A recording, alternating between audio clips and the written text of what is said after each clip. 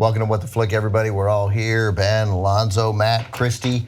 2018 Oscars for the best of 2017. Boy, that is, by the way, a endless problem. 15 years now at TCM of us not ever quite being able to figure out whether we say the year that it was released or when we're talking about Oscars, the year it won the Oscars, which the next year. A lot of difficult language always. It's complicated. It won Best Picture in 1940 for 1939. Right. There's a lot of that. Anyway, so interesting Oscar year. I thought really, for the time in my life when I've been seeing most of the Oscar-nominated movies, which has not been as long as most of you guys, this was among the best years. There's really a lot of, maybe nothing unbelievably, or maybe not a ton of unbelievably great movies, but so many good movies that I just thought were excellent.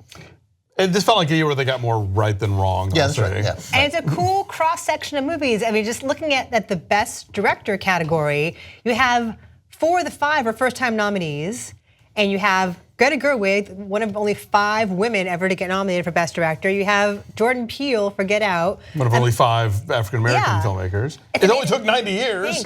Christopher Nolan, shockingly, has never been nominated for Best Director, which is amazing. And then Guillermo del Toro also has never been nominated, and he helps diversify things. Right. And 2 of them are horror films. Yeah, that's true.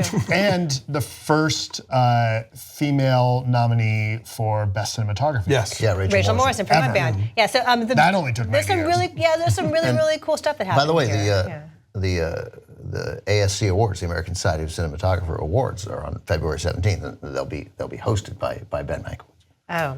Will he refer to himself in the third person? Please. That guy. And Mary J. Blige, first person to be nominated in the same year for acting and for Best Song. As Louis Vuittel put it, Barbra Streisand just threw a white pillow at a French door. So I've been touting this stat, which I don't know to be true, and the only way to find out. Maybe we can look it up, Ben. No, you can't look. You can't Google it. Is this about Kobe? There's only one way. The only way to look it up is to go through year by year. Oh boy, who has the time for that? You do. You're the classic film guy. Is this the first year? So the nominees for Best Actor: Timothy Chalamet, Daniel Day-Lewis. I know where you're going here. Timothy Chalamet is American. He is? He's from New York. Yeah. His dad's French. Well, that's not really American. No, he grew up in New York. He's got French. I know he's named Timothée, but he is actually American. Okay, because I was wondering whether it was the Big Bouteille. I was wondering then if it was the first year that there were no white Americans nominated for Best Actor. Timothy Chalamet's from New York. He went to LaGuardia High School. Why is his name Timothée with an accent? His father's French Canadian or something. No, he's actually legit French? from France. Okay. Yeah. My kid's name is Nicolas, Nicolas, because it's a French spelling. Yeah, but he's from your kid's not American. Hey, look, it's a reasonable thing to suggest that a guy named Timothée with an accent and 2 E's Chalamet might be French. I'm not dragging you on this. I'm just telling you he's American. Or is he? Here's something. Where's his birth certificate? Right. Stop. So here's something I did not know. That Gary Oldman was married to Leslie Manville, and they have a son together. What? So Alfie Oldman's parents both got nominated for... I did not know that. It should be Alfie Oldville. What? Right? Old Manville. I get it. Anyway, Shape of Water got 13 nominations. It has the most out of all movies. Picture, director. A movie I loved, but that's crazy. Well, it got all those technical ones, right? I know, how do you deny it in any of them? I'm just shocked. It's one of those movies that I liked, and I thought it would have a certain level of appreciation, but I would never in a million years have picked it as like the top, nominee this year. Well, think about most of them are like, sound design, cinematography, and costume design, and True. the score. And movies either have that or they have like acting, writing, whatever, and so this is one of the few that has. So I had read something that one of the things that kept Wonder Woman out of the race for Best Picture was that it didn't have enough technical nominations to get on people's radar to then also nominate it. Like it didn't get in any of the effects. It's weird because it got no nominations at all. Right, and so the writer that I can't remember who the writer was saying that without any of those nominations for a movie like Wonder Woman, it's hard to end up in the Best Picture race. True, like Mad Max did because it had all that stuff going for it. And a movie like Wonder Woman is the reason that the Best Picture category was expanded to 10. I mean, of the movies that were nominated, and I have no problem with any of them, like the biggest box office one of them all, I want to say, is Get Out. I was going to say Get Out. Yeah, I mean, like, so Call Me by Your name and Lady Bird, Get Out, Three Billboards. Three Billboards has 7 nominations. They didn't expand the category to include Lady Bird. No, right. No, but I was really glad they did. But I mean, all those films are still art house films, is what I'm saying. Yeah, no, I agree with you. Right. So the idea was right. Speaking of tech, I want to bring up a couple of categories that I think really kind of, or a couple of movies I wish had gotten some love. Even if you hate Mother, you have to acknowledge the sound design on that movie is super on point. It is so good, and it does not deserve Razzies. Like, that's just fuck shitty. that noise. But it totally deserves some sound action. And the cinematography for Call Me by Your Name is great. I agree. It's brilliant very Thai cinematographer whose name I'm not going to butcher here. Very beautiful. But you know, he's not Thai. He's from New York. He's from. Or is he? Where's his birth certificate? Can I just say how thrilled I am that Phantom Thread got 6? Because I figured it would get Daniel Day-Lewis and costume, and that is it. So the fact that it got a picture and director nomination, and Leslie Manville, although I would have loved to have seen Vicky Krieps get nominated too, but and the Johnny Greenwood score, which is so amazing. So I was thrilled that enough people saw it, and they saw it the way it was meant to be seen, that they could nominate it. So yay for that. I was really happy to see Get Out get the nominations it got. Yeah. Very, very excited about that. Which ones did it get? Well, Best Picture, Best Actor. Original screenplay. And director. Best director.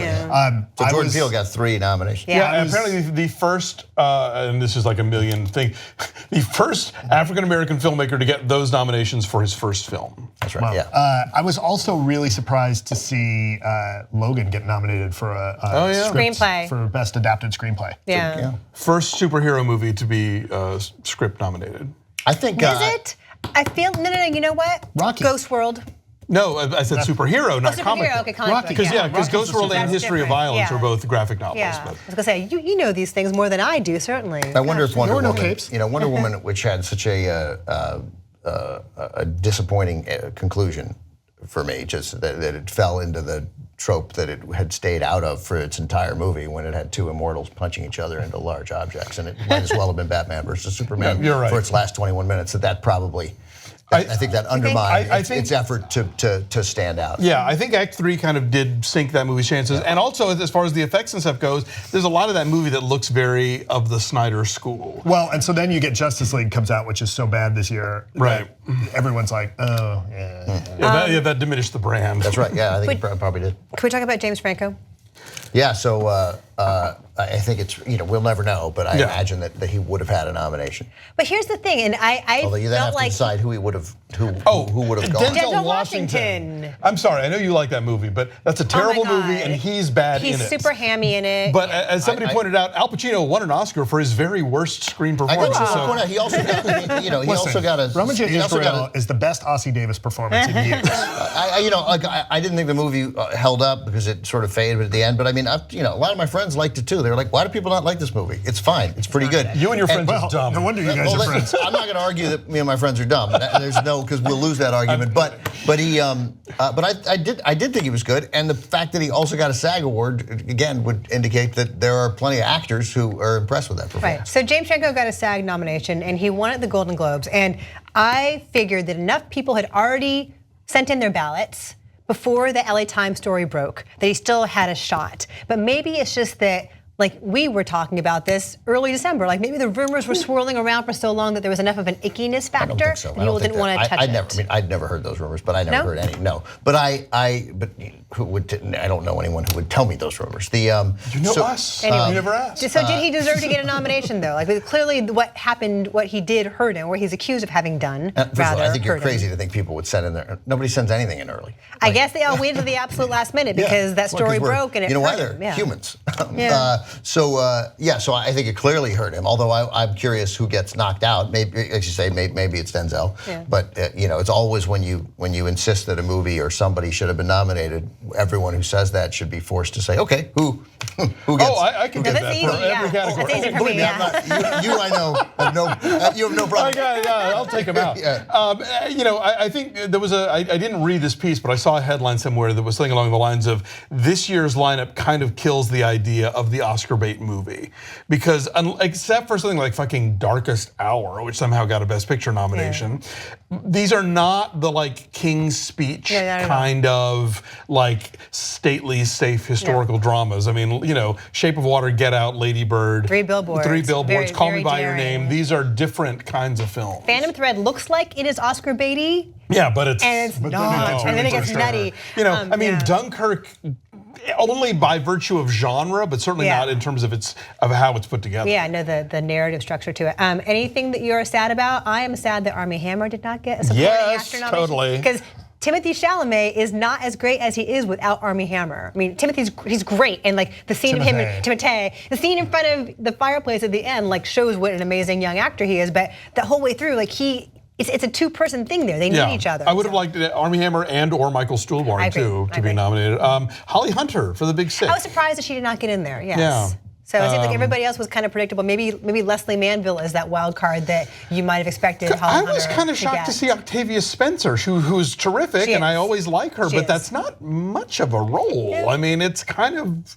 No, even by supporting standards, it's pretty small. I would think Richard Jenkins would have gotten one before Octavia Spencer. He did. He did. Oh, he did? Yeah, they both did. There you go. He did too. Right. Shape of Water got 13. You got to get it in every category. That's how. Okay. Wait, we haven't made the requisite all about the dad and Get Out. Oh, that's right. It's at 12 Bradley Whitford. I think it was 13, but as you like to say, back when they didn't have all those tech all these nonsense categories, harder. I would have liked to see Bradley Whitford. And Get Out. I was about to say that was what I was or The Post. Yeah. Everybody's good. There's not one here that strikes me as this is. Of course, I would like to have seen Armie Hammer get it too, because I just think it's weird how there's sort of a decision that one is better than the other. To me, actually, I think the Armie Hammer role was tougher, right? But you know, they're both great, but it was clear from the start that Chalamet was the one. It's his story. It was his story, and he was the one who was going to get the nomination. I want to throw one out that I certainly could have gotten some acting nominations, but definitely should have gotten some tech.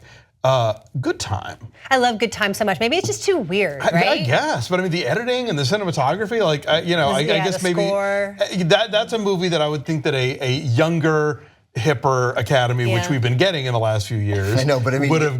Younger and hipper again, only because of the bar. So right? Well, this is true. It's still not young, and it's not hip. But younger hipper gives us Get Out and Lady Bird. Yeah, no, absolutely. Yes, no question. So in a different news environment, if we don't get the news that we had this year, do you think Kevin Spacey would have gotten nominated for Baby Driver? Oh yeah, Christopher Plummer. I thought you were going to say For All the Money in the World. Christopher Plummer got nominated. Right. But for Baby Driver, do you think he would have made it in? No. That's just him showing up and being Kevin Spacey. I don't know where. I don't know who you. Again, who sort of, but yeah. Who can we kick out? Well, as always, you can kick. Oh, that's a toughie one, actually. Supporting actor. I'm not sure. You know, to me, Woody Harrelson again, tougher in some ways than saying Rockwell he has more to do. Yeah, and he evolves. He has an arc. He evolves, although he arguably it should have been a Best Actor, arguably. But Woody was so good, real quick to wrap for me, at least the Chalamet Hammer debate. It's the Michael Douglas versus Michael Douglas. It's that he was way better in Fatal Attraction than Wall Street, but Wall Street was showy, right. But Fatal Attraction was that's an identifiable human being. Anything else that was like shocking or cool or strange? Oh, Roger Deakins.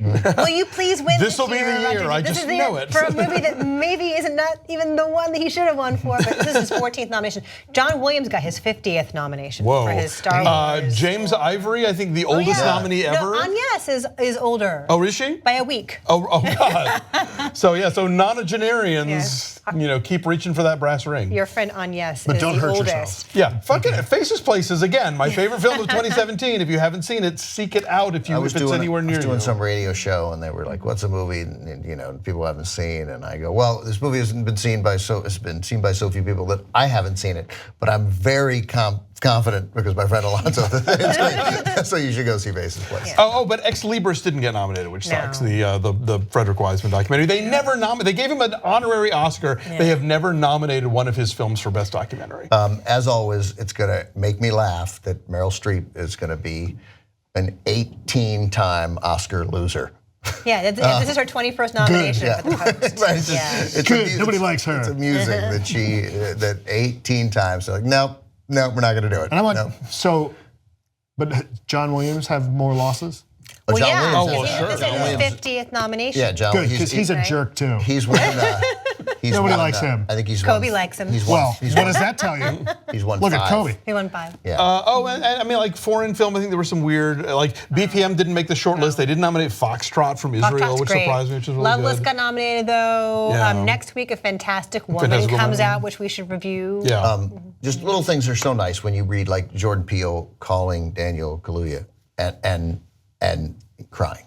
You know, to call that morning. You know, it's just this. And Strong Island, a documentary I like very much for that's very Netflix. First trans nominee. First documentary director, and it's not a movie about trans stuff at all. No, which is it's good. A bigger deal. I wish that Timothée Chalamet were from either God. France or We're still French on this. Canada. Or whatever parts of that is. Quebec. Except Quebec. That man, because it would have been such a great metaphor for what's coming for America. Like just white men. Yeah, look, like you can complain, you can hold on all you want, but they're coming, and they are going to take your jobs because there's just going to be more of them. And Gary Oldman's going to win anyway, so. And Gary Oldman's gonna- Really? I don't want him to. I'm just saying that's what I think is going to happen. Look, in the grand Academy sense of you never win for the right movie, I will think of it as that he won for Sid and Nancy, There you and I'll go. be fine with that. But He you won know, for being serious black. All But I don't. Has anyone? You know, there are all these percentages in the SAG Awards. I think the best actor or best actresses, one of them 17 out of 24, one of them 18 out of 24. So it's no lock. But if you combine that with the Critics' Choice and the Golden Globes and SAG, I have a very tough time believing that you're not gonna then. Did he win the Golden Globe? He did win the Golden Globe. Yeah. Okay. Yeah, Frances McDormand and Gary Oldman have won everything. Yeah. So it's hard So to believe they are that they're your not gonna. front runners. They're not gonna win here. Well, right. We'll get to our You'll predictions. have odds for us later. Yeah, I'm we'll sure. do a whole We'll do different another prediction 20-minute show. Because we're super interesting and focused, as you see. So we'll do a whole other Oscar prediction show the week before the Oscars, which are March 4th. And by the way, Timothée. I saw this, Timothée. somebody tweeted this very Timmy. quickly. It's worth mentioning that because if you love a movie and it didn't get nominated, it doesn't mean that movie isn't good and worth seeing. Oh, Yeah, God. it does. Yeah. Yeah, it No. does. Right. And it means you're stupid. History teaches us over and over again that none of this means anything. Right. If you love a movie and Wonder- it didn't get nominated, Wonder not only- Woman was still awesome. It's okay. No, it means It's that okay. movie's terrible and it means you're an idiot. Yeah, right, well, all right. Let us know what you were happy about, what you were sad about, and we'll see you soon. Except for when the About movies, not just Yeah, life. not life in general. We don't care what you think about life. Bye.